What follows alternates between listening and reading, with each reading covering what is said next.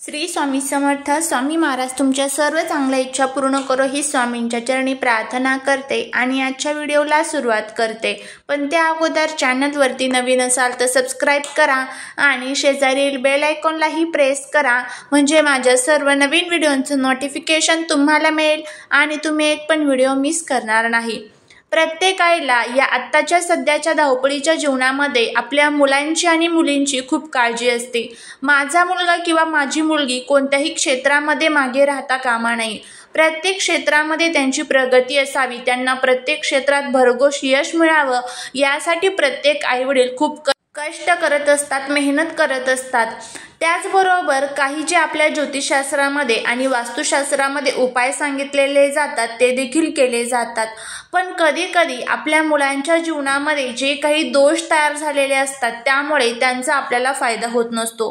त्यामुळे ज्यावेळेस या पवित्र तिथी खूप जवळ येतात आणि ह्या पवित्र तिथींवरती जर आपल्या मुलांसाठी आपण काही उपाय केले तर त्याचे जे फायदे आहेत तर ते नक्कीच आपल्याला होत असतात.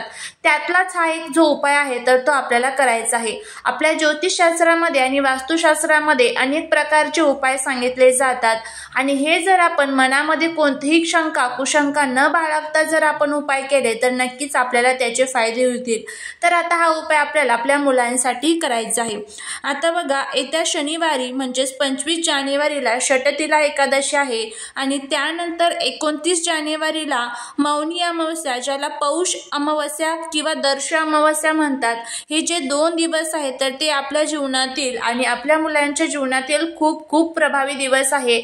या दोन्ही दिवसांमध्ये आपण आपल्या मुलांसाठी जर तुम्हाला जमलं तर तुम्ही एकादशीला हा उपाय करू शकतात किंवा अमावस्याला जर तुम्हाला टाइम असेल तर तुम्ही अमावस्येच्या दिवशी हा जो उपाय आहे तर तो करू शकतात.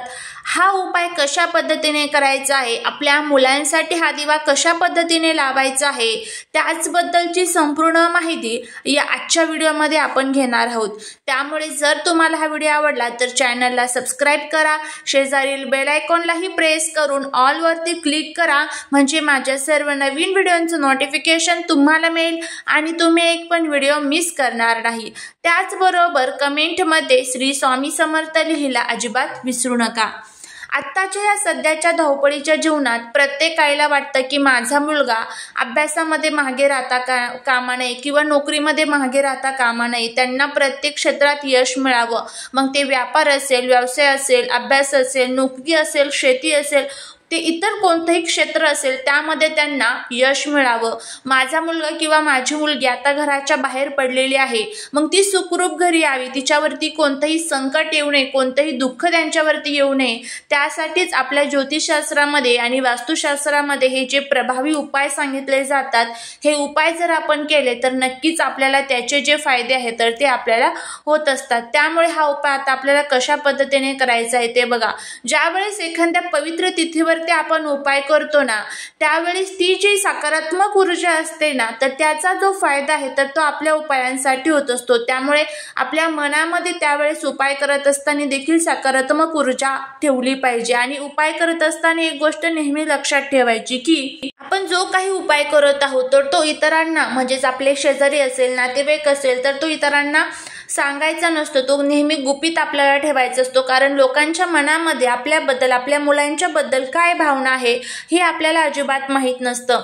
त्यामुळे उपाय करत असताना तो गुपित ठेवा आणि आपल्याला फायदा झाल्यानंतर तो आपण इतरांना नक्कीच सांगू शकतो. फक्त आपण आपल्या घरातील व्यक्तींना नक्कीच उपाय करण्याच्या अगोदर त्याची कल्पना देऊ शकतो, जेणेकरून आपल्याला उपाय करत असताना कोणी रोखणार नाही, टोकणार नाही याची आपल्याला काळजी घ्यायची असते. काय होतं, कधी कधी मुलांना नजर दोषेचा सामना करावा लागतो. नजर दोषेचा सामना कशा पद्धतीने, तर मुलं बाहेर जातात, खेळतात, बाहेर अनेक ऍक्टिव्हिटी करतात, त्यामुळे लोकांची नजर ही मुलाला लागू शकते. लोकांचीच काय तर आपल्या घरातील व्यक्तींची, आई वडिलांची देखील मुलांना नजर लागते, कारण आपल्याला सुद्धा आपल्या मुलांचा हेवा वाटत असतो. त्यासाठी मुलांचं काय होतं, मग त्यावेळेस मुलांचा हट्टीपणा, चिडचिडपणा, तापटपणा हा वाढत असतो आणि त्यामुळे त्यांचं अभ्यासातलं जे लक्ष आहे तर ते कुठेतरी कमजोर होतं. त्याचबरोबर जर खूप उच्च प्रतीचं मुलं शिक्षण घेत असेल ना, तर त्यांना तरीही पाहिजे तशी मनाजोगती नोकरी मिळत नाही का? कारण कुठेतरी कुंडलीमधील ग्रह दोष आहे, कुठेतरी काहीतरी कुंडलीमध्ये दोष तयार झालेले असतात, त्यामुळे पाहिजे तशी मनाजोगती नोकरी मिळत नाही. अनेक संकट हे मुलांवरती येतच राहतात. लग्न जमत नाही, लग्न जमले तर संतती प्राप्तीमध्ये अडचणी येत असतात, किंवा मुली असतील तर मुलींच्या लग्न जमण्यामध्ये सुद्धा अनेक अडचणी येत असतात. पाहिजे तसा जर आपल्याला मुलींसाठी व्यवस्थित स्थळ मिळत नसेल, त्याचबरोबर लहान मुलं असतात तर कधी कधी काय होतं तर लहान मुलांचं अभ्यासामध्ये लक्ष लागत नाही. अभ्यास करतात पण तरीही अभ्यास केल्यानंतर परीक्षेसाठी गेल्यानंतर ते संपूर्ण जे आहे तर ते विसरून जात असतात. त्याचबरोबर एखादा खूप हुशार मुलगा आहे, खूप हुशार मुलगी आहे, तर ते सर्व अचानकच त्यांचं अभ्यासातलं लक्ष हे विचलित होत असतं. ह्या ज्या सर्व समस्या प्रत्येक आईसमोर, प्रत्येक वडिलांसमोर येत असतात, त्यासाठीच जे हे पवित्र तिथी असतात, या पवित्र तिथींवरती आपल्याला हे उपाय करायचे असतात. आता एकादशी ही तिथी भगवान विष्णूंना समर्पित आहे आणि अमावस्या ही तिथी माता लक्ष्मी आणि भगवान विष्णू दोघांनाही समर्पित असते. त्यामुळे या दिवशी जर तुम्ही हा उपाय केला तर भगवान विष्णू आणि माता लक्ष्मीची भरभरून कृपा ही आपल्या मुलांवरती होत असते. मुलांना बुद्धी, ज्ञान, यश, प्रगती सर्व जे काही पाहिजे असेल तर ते सर्व मिळत असतं. तर यासाठी हा उपाय कशा पद्धतीने करायचा आहे त्याची आपण माहिती घेऊया. त्यामुळे जर तुम्हाला हा व्हिडिओ आवडला तर चॅनलला सबस्क्राईब करा, शेजारील बेल आयकॉनलाही प्रेस करा आणि त्याचबरोबर कमेंटमध्ये जय माता लक्ष्मी लिहायला अजिबात विसरू नका.